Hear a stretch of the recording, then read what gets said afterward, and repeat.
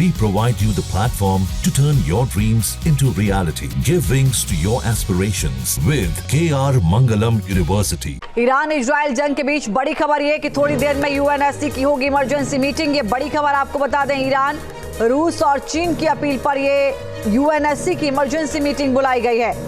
थोड़ी देर में मीटिंग होगी। इस वक्त की ये बड़ी खबर आपको बता दें, चीन और रूस की ओर से इस मीटिंग के लिए कहा गया था, ईरान की ओर से भी अपील की गई थी इसकी।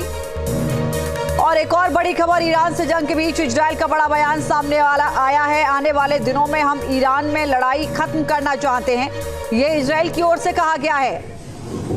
ये बड़ा बयान है इजराइल की ओर से। देखिए, अब तक जो 10 दिन से जंग चल रही है, इस बीच पहली बार कुछ इस तरीके का बयान इजराइल की ओर से देखने को मिला है, जब इजराइल की ओर से कहा जा रहा है कि आने वाले दिनों में हम ईरान में लड़ाई खत्म करना चाहते हैं। तो क्या ये लड़ाई बातचीत के जरिए खत्म होगी या फिर जो इजराइल के अपने खुद के टारगेट सेट हैं उनको अचीव करने के बाद खत्म होगी?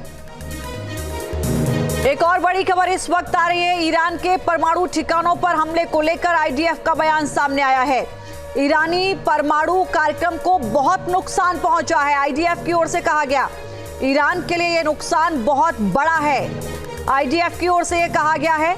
ईरान इजराइल जंग के बीच बड़ी खबर यह कि थोड़ी देर में यूएनएससी की होगी इमरजेंसी मीटिंग। ये बड़ी खबर आपको बता दें, ईरान, रूस और चीन की अपील पर ये यूएनएससी की इमरजेंसी मीटिंग बुलाई गई है। थोड़ी देर में मीटिंग होगी। इस वक्त की ये बड़ी खबर आपको बता दें, चीन और रूस की ओर से इस मीटिंग के लिए कहा गया था, ईरान की ओर से भी अपील की गई थी इसकी। और एक और बड़ी खबर, ईरान से जंग के बीच इजराइल का बड़ा बयान सामने आया है। आने वाले दिनों में हम ईरान में लड़ाई खत्म करना चाहते हैं, ये इजराइल की ओर से कहा गया है। ये बड़ा बयान है इजराइल की ओर से। देखिए, अब तक जो 10 दिन से जंग चल रही है, इस बीच पहली बार कुछ इस तरीके का बयान इजराइल की ओर से देखने को मिला है, जब इजराइल की ओर से कहा जा रहा है कि आने वाले दिनों में हम ईरान में लड़ाई खत्म करना चाहते हैं। तो क्या ये लड़ाई बातचीत के जरिए खत्म होगी या फिर जो इजराइल के अपने खुद के टारगेट सेट हैं उनको अचीव करने के बाद खत्म होगी? एक और बड़ी खबर इस वक्त आ रही है, ईरान के परमाणु ठिकानों पर हमले को लेकर आईडीएफ का बयान सामने आया है।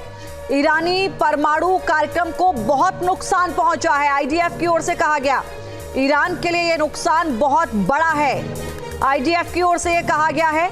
जहां भक्ति है हर शब्द में, कथाओं में छुपे हैं दिव्य रहस्य और ज्योतिष देता है जीवन को दिशा। धर्म से जुड़ी हर बातों को जानने के लिए हमारे चैनल स्तुति को सब्सक्राइब करें।